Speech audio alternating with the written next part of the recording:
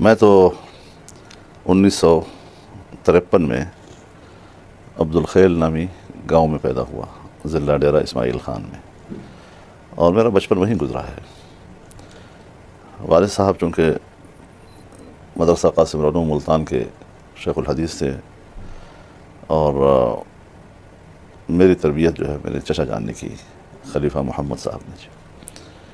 تو ابتدائی تعلیم، قرآن کریم، ناظرہ، جو ابتدائی کتابیں ہوتی ہیں وہ انہوں نے پڑھائی مجھے۔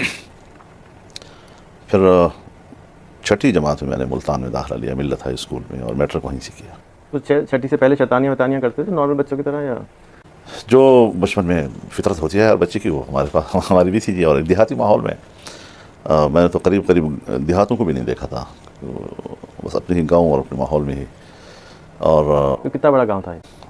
اس زمانے میں تو خیر چھوٹا تھا، یوں سمجھے 7-8 ہزار کی آبادی کا جی، اور اب 10-12 ہزار تک پہنچ گیا ہوگا۔ تو یہ اس ماحول میں، اور اسکول وغیرہ تھے؟ اسکول پرائمری تھا پہلے، پھر اس کے بعد بلکہ میرے ہوتے ہوئے تو پرائمری ہی تھا جی، اس سے زیادہ نہیں تھا۔ تو دیہاتی ماحول میں ہم وقت گزارتے تھے۔ ہمارے گھر میں اگر کوئی بھیڑ بکری تھی یا کوئی گائے تھی یا بھینس تھی تو ہم اس کو صبح کھول کے پہاڑ کی طرف لے جاتے تھے، اس کا چراتے تھے۔ پھر وہ بھی سنت پہ عمل کرتے تو ان کے لیے گھاس وغیرہ کاٹ کے لانا، تو یہ سارے کام ہم نے کیے ہیں یہ بچپن میں، اور بالکل دیہاتی ماحول میں یہی ہماری زندگی تھی۔ صبح ہم پڑھتے تھے، پھر اس کے بعد ہم کام پہ نکلتے تھے، پھر اس کے بعد ظہر کو پھر پڑھتے تھے جی۔ یہ مشغلے رہے ہیں۔ پھر اسکول میں آ گیا تو 70 میں نے میٹرک کیا جی، اور پھر میں دیہاتوں میں چلا گیا پڑھنے کے لیے۔ تو ان دیہاتوں میں کوئی پانی تک بھی نہیں ہوتا تھا، کھارا پانی ہوتا تھا، ہم کوئی دریا سے میٹھا پانی لاتے تھے، اور بجلی بھی نہیں ہوتی تھی، تو لالٹین کے سامنے ہم رات کو پڑھتے تھے۔ اور کبھی غفلت ہو جاتی تھی کہ تیل ختم ہو گیا ہے اور ہم نیا لایا بھی نہیں ہے، تو پھر اندھیرا ہوتا تھا جی۔ تو وہ بڑی تکلیف دہ وقت ہوتا، کیونکہ صبح استاد نے سننا ہوتا تھا، اور ہم حفظ یاد کرتے تھے سبق کو جی، اور صبح پورا سبق ہم سناتے تھے استاد کو، تو بڑا مشکل ہوتا تھا۔ تو کبھی کبھی پھر ہمیں یہ بھی کرنا پڑتا تھا کہ روڈ پہ نکل آتے تھے، تو کوئی بس آ رہی ہے تو کبھی کوئی ٹرک آ رہا ہے، تو اس کی روشنی میں پھر وہ کاپی کھول لیتے تھے، تو جب تک اس کی روشنی پڑتی تھی تھوڑا تھوڑا یاد کرتے تھے۔ تو اس طریقے سے ہماری ابتدا تعلیم کی ہوئی ہے۔ پھر اس کے بعد 71-70 کا الیکشن ہو گیا، پھر 71 میں پاکستان دو رخت ہو گیا، لیکن میری زندگی دیہاتوں میں ہی گزری جی۔ سن ٹی وی آ گیا تھا آپ کے گاؤں میں یا نہیں تھا؟ جی ٹی وی آ گیا تھا گاؤں میں؟ نہیں، بجلی بھی نہیں تھی، تو بجلی بھی نہیں تھی جی۔ بجلی آئی ہے جب 1972 میں میرے والد صاحب چیف منسٹر بنے صوبے کے۔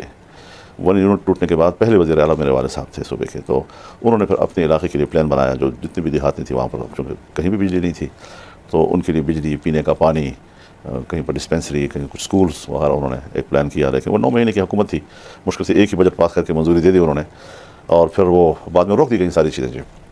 لیکن ہمارا گاؤں اس میں بجلی کم از کم آ گئی تھی جی۔ تو یہ وہ زمانہ تھا جس میں ہم، پھر اس کا میں دارالعلوم حقانی اکوڑا ہٹک چلا گیا جی۔ میں نے پھر سن 1979 میں وہاں سے فراغت حاصل کی، دورہ حدیث پڑھا، اور اس کے بعد میں ملتان چلا آیا۔ تو اگلے سال میں نے ملتان میں جامعہ قاسم العلوم میں تدریس شروع کی جی، 1 سال میں نے پڑھایا، اور اگلے سال بھی میں نے جب پڑھانا شروع کیا تو ابھی عید الاضحیٰ کی چھٹیاں ہو گئی تھیں، اور والد صاحب حج پہ روانہ ہو گئے تھے، ابھی کراچی میں ہی تھی کہ ان کا انتقال ہو گیا جی۔ پھر تو جو میرے علماء کی ذمہ داریاں سر پہ آ گئیں، دوستوں نے کہا آپ نے اس میدان میں آنا ہے، اس محاذ پہ۔ تو مجھے تو تجربہ بھی نہیں تھا سیاست کا، اور بس زیادہ سے زیادہ چونکہ میرے گھر کا ماحول سیاسی تھا، والد صاحب کو اٹھتے بیٹھتے، لوگوں سے ملتے، گفتگو کرتے دیکھتے تھے، تو پھر وہاں سے ہم نے سیاسی کام شروع کیا۔ تو اس سے میری تدریس کا عمل جو ہے بڑا متاثر ہوا جی، اور چند سال تو میں نے کوشش کی کہ میں اس کو برقرار رکھ سکوں، لیکن پھر میں نے پہلے تو اپنی تنخواہ رکوا دی، جب میں حاضری نہیں دے سکتا مدرسے میں تو میں تنہائی کیوں لوں جی۔